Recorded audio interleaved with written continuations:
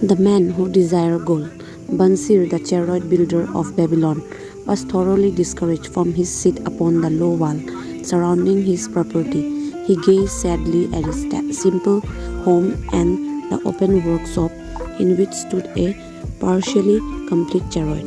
His wife frequently appeared at the open door.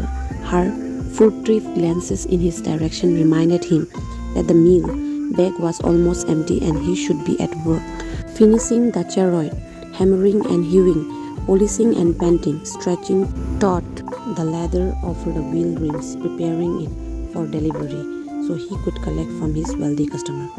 Nevertheless, his fat muscular body sat stolidly upon the wall. His slow mind was struggling patiently with a problem for which he could find no answer.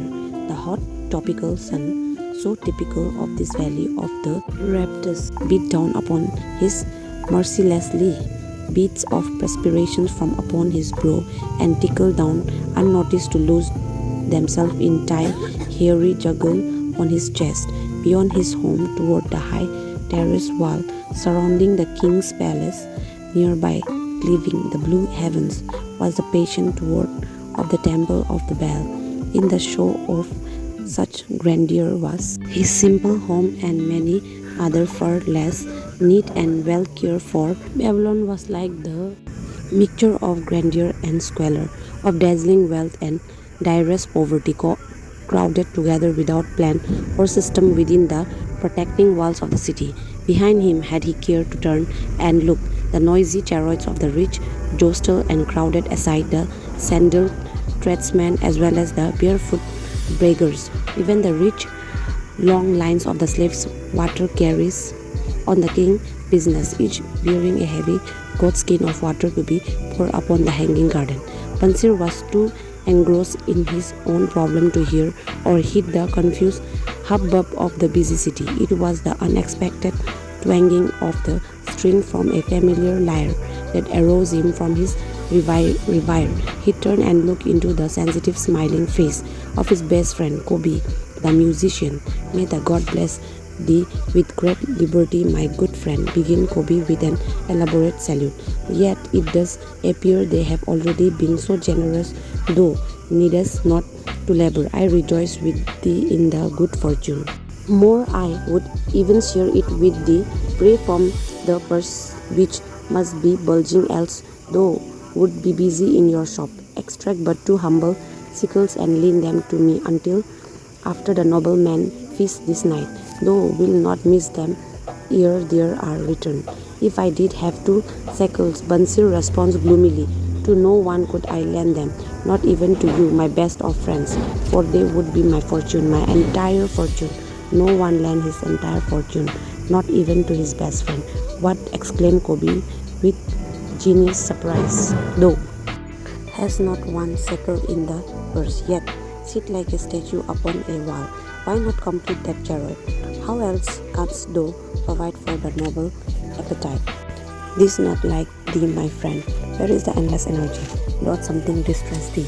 Have the god brought to the troubles? A torment from the god it must be." Bansir agreed. "It began with a dream, a senseless dream in which I thought I was a man of means. From my belt hung a handsome purse, heavy with coins. There were shekels which I cast with the careless freedom to the beggars. There were pieces of silver with which I did buy finery for my wife, and whatever I did desire for myself. There were pieces of gold which made me feel assured for the future and unafraid to spend the silver. A glorious feeling of contentment was within me. You would not have known me for the hard-working friend, nor would have known my wife. So free from wrinkles was her face and shining with happiness. She was again the smiling maiden of our early married days. Pleasant dream indeed. Commandment, Kobe, but why should such pleasant feeling as it arose turn thee into a glum statue upon the wall? Why, indeed, because when I awake and remember how empty was my purse, a feeling of rebellion swept over me. Let us talk it over together, for as the sailors do say, we ride in the same boat. We too, as youngsters, we went together to the priest to learn wisdom. As young men, we share each other's pleasure. As grown men, we have always been close friends. We have been contented subjects of our own kind. We have been satisfied to work long hours and spend our earnings freely. We have earned much coin in the years that have passed, yet to know the joys that come from wealth.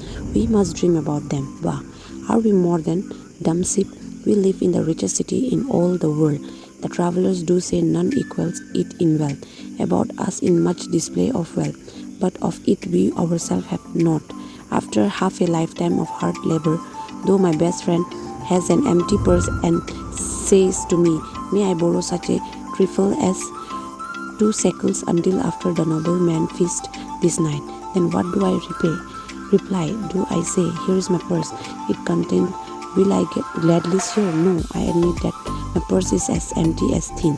What is the matter? Why cannot we acquire silver as gold, more than enough for food and robes? Consider also our sons. Consider, continued, are they not following in the footsteps of their fathers? Need they and their families and their sons family live all their life in the midst of such treasure of gold, and yet, like us, be content to banquet upon sour goat's milk and porridge? Never in any all the years of our friendship didst thou talk like this before, Bansir. Kobi was puzzled. Never in all those years did I think like this before. From early dawn until darkness stopped me, I have labored to build the finest chariot any man could make soft, healthy, hoping someday the God would recognize my worth deeds and bestow upon me great prosperity. This they have never done. At least I realize this they will never do. Therefore my heart is sad. I wish to be a man of means. I wish to own lands and cattle, to have fine robes and coin in my purse. I am willing to work for these things with all the strength in my back, with all the skills in my hands, with all the cunning in my mind. But I wish my labor to be fairly rewarded. What is the matter with us? Again I ask you, why cannot we have our just share of the good things so plentiful for those who have the gold with which to buy them? Would I knew an answer? Kobi replied, no, better than though I am satisfied my earning from my lyre are quickly gone. Often must I plan and scheme that my family be not hungry. Also within my breast is deep longing for a lyre, large enough that it may truly sing the strain of music that do surge through my mind. With such an instrument could I make music finer than the king has heard before. Such a lyre though soldiers have, no man in all Babylon could make it sing more sweetly, could make it sing so sweetly. Not only the king but the god themselves would be delighted. But how may yes though secure it while both of us are as poor as the king's slave? Listen to the bell. Here they come. He pointed to the long column of half-naked, sweating water bearers paddling laboriously upon the narrow street from the river. 5 abreast they march, each bent under a heavy goatskin of water. A fine figure of man, he would both lead them. Kopi indicated the wearer of the bell who marched in front without a lord, a prominent man in his own country. Lie easy to see. There are many good figures in the line, Pansir agreed. As good men as well. Tall bald men from the north, laughing black men from the south, little brown men from the nearer countries, all marching together from the river.